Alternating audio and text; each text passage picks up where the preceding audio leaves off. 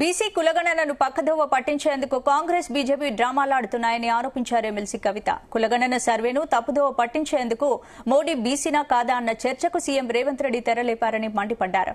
Modi BC అయితేంది కాకపోతేంది, రాహుల్ గాంధీ ఏ మతమైతే మాకేంది అని ప్రశ్నించారు. బీసీల జనాభాను సరిగ్గా లెక్కపెట్టాలన్నది తమ డిమాండ్ అన్నారు ఎమ్మెల్సీ కవిత.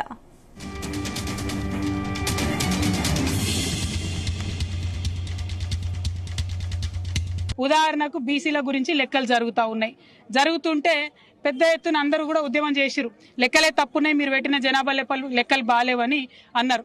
అంటే ఆ మాట పక్కకు పోగొట్టాలి అని చెప్పి ఆయన ఏం చేస్తాడు ముఖ్యమంత్రి గారు అంటే, మోడీ గారు బీసీయా కాదా అనే చర్చ మొదలుపెట్టిండు. ఆయన మోడీ గారి మీద మాట్లాడంగానే ఇటుపక్క బండి సంజయ్ గారు మరి రాహుల్ గాంధీ ఏ మతం అని ఈయన మొదలుపెట్టిండు. అంటే ఏంటంటే ఈయన ఆయనని తిడతాడు, ఆయన ఈయనని తిడతాడు, మధ్యలో మాత్రం వీళ్ళిద్దరు కలిసి ప్రజల్ని పట్టించుకునే పరిస్థితి లేదు. మాకెందుకు మోడీ గారు బీసీ అయితేంది కాకపోతేంది, మాకెందుకు రాహుల్ గాంధీ గారు ఏ మతం అయితేంది ఏ కులం అయితేంది, మేము అడిగేది ఒకటే, ప్రజల సమస్యలు పరిష్కరించండి. మీరు ఏదైతే జనాభా లెక్కలు చేసిరో అవి సరిగ్గా లెక్క పెట్టండి. ప్రజలకు ఏమైతే హక్కులు రావాలో అది సరిగ్గా ఇవ్వండి. మీరు బిల్లు పెట్టండి, కాంగ్రెస్ వాళ్ళు బీజేపీ వాళ్ళు దాన్ని పాస్ చేయండి. ఇది చేయకుండా ఈ మోడీ గారిది ఈ మతం అని ఒక ఆయన, ఈ కులం అని ఒక ఆయన, రాహుల్ గాంధీ గారిది ఆ కులం అని ఒక ఆయన, మాకెందుకండి? మీరు ఇద్దరు కలిసి ఆడుతున్నటువంటి నాటకం ఇది, డ్రామా ప్రజలకు అర్థమవుతా ఉన్నది. అందుకనే ఇవాళ ప్రతి ఒక్కరు బీఆర్ఎస్ పార్టీని, కేసీఆర్ గారిని గుర్తు చేసుకుంటున్నారు. మీరు చిత్తశుద్ధితోని ఏం చెప్తే అది ప్రజలకు ఇవ్వండి, అంతేగాని దాని వెనకాల ఒక కుట్ర పెట్టి దాన్ని రాజకీయంగా వాడుకొని ప్రజలు హక్కులు అడగంగానే అటు నుంచి బీజేపీ వాళ్ళు వచ్చి మాట్లాడాలి, మళ్ళీ వాళ్ళని తిట్టుకుంటే ఇటు నుంచి కాంగ్రెస్ వాళ్ళు మాట్లాడాలి. మధ్యలో ప్రజల్ని మీరు అగౌరవపరుస్తున్నారు, అవమానిస్తున్నారు. కానీ మా తెలంగాణ బిడ్డలు చైతన్యవంతులు, రాజకీయంగా అన్ని చూసినాం కుట్రలు. తెలంగాణ ఉద్యమ టైంలో చూసినాం ఎవరేం చేస్తారు, ఎవరేం మాట్లాడతారని. మీ కుట్రలు నడవవు, మీ డ్రామాలు నడవవు. ఖచ్చితంగా జనగణన మంచిగా చేయండి. ఇవాళ రెండో రోజు జనగణన స్టార్ట్ అయ్యి ఒక్క అడ్వర్టైజ్మెంట్ లేదు, ఎక్కడ ఊసు లేదు.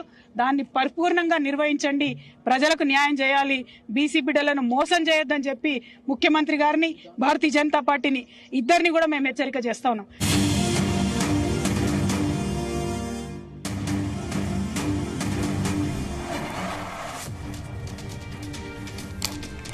బీసీ కులగణను పక్కదోవ పట్టించేందుకు కాంగ్రెస్ బీజేపీ డ్రామాలాడుతున్నాయని ఆరోపించారు ఎమ్మెల్సీ కవిత. కులగణన సర్వేను తప్పుదోవ పట్టించేందుకు మోడీ బీసీనా కాదా అన్న చర్చకు సీఎం రేవంత్ రెడ్డి తెరలేపారని మండిపడ్డారు. మోడీ బీసీ అయితేంది కాకపోతేంది, రాహుల్ గాంధీ ఏ మతమైతే మాకేంటి అని ప్రశ్నించారు. బీసీల జనాభాను సరిగ్గా లెక్కపెట్టాలన్నది తమ డిమాండ్ అన్నారు ఎమ్మెల్సీ కవిత. ఇందుకు సంబంధించిన పూర్తి అప్డేట్స్ మా ప్రతినిధి రాధాకృష్ణ అందిస్తారు. రాధాకృష్ణ. గుడ్ ఈవినింగ్ స్పందన. బీజేపీ కాంగ్రెస్ టార్గెట్ గా బీఆర్ఎస్ ఎమ్మెల్సీ కవిత మరోసారి ఆ రెండు పార్టీలపై తీరును ఇస్తూ పెద్ద ఎత్తున వాళ్ళపై విమర్శలు దిగింది. ముఖ్యంగా బీసీల అంశం సంబంధించి రెండు జాతీయ పార్టీలు తమ వైఖరిని వెల్లడించకుండా ఒక పార్టీపై మరొక పార్టీ నెపం పెట్టేసుకుంటూ అసలైన రాష్ట్రంలో ఇప్పుడు ఉన్నటువంటి ప్రధానమైనటువంటి అంశాన్ని పక్కదారి పట్టించే విధంగా ఆ రెండు పార్టీల తీరు ఉందని చెప్పేసి విమర్శించాయి. ముఖ్యంగా సీఎం రేవంత్ రెడ్డి ఇటీవల ప్రధాని మోడీ పై కులంపై చేసినటువంటి వ్యాఖ్యల పైన ఆమె ప్రస్తావించుకొచ్చింది. అసలు మోడీ కులంతో ఇక్కడ ఉన్నటువంటి రాజకీయాలకు ఏం సంబంధము, ప్రస్తుతం బీసీలకు సంబంధించిన అంశం రాష్ట్రంలో హాట్ గా కొనసాగుతున్న తరంలో బీసీల రిజర్వేషన్, బీసీల జనాభాకు సంబంధించి ఒక ప్రభుత్వం పూర్తి స్థాయిలో క్లారిటీ లేదు, కనీసం కులగణనలో సరిగా ఆ సర్వే చేయలేకపోయింది. దీనిపై పెద్ద ఎత్తున విమర్శలు వెత్తాయి.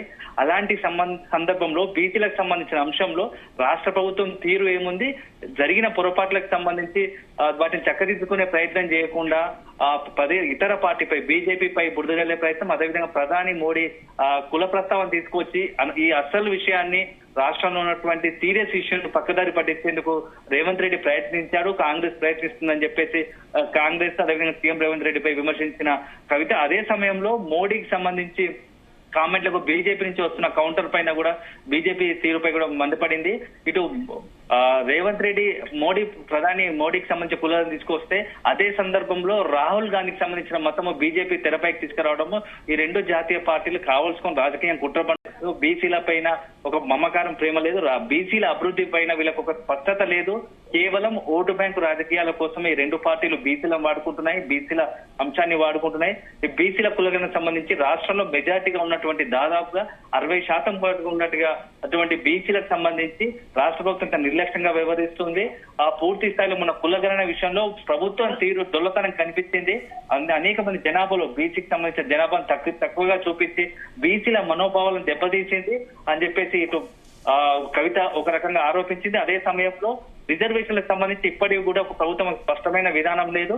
46% స్థానిక సంస్థల ఎన్నికల్లో బీసీలకు రిజర్వేషన్ కల్పిస్తామని ఆ ప్రభుత్వం చెప్పినట్టుకి దానికి సంబంధించి ఒక స్పష్టమైన వైఖరి వెల్లడించకుండా కేవలం రాజకీయ అంశాల కోసం, రాజకీయాలతో ఆ లాభం కోసమే కొంత ఆ బీజేపీపై విమర్శలు చేయడం, అదేవిధంగా రాజకీయ లబ్ధి పొందే విధంగా ఉంది.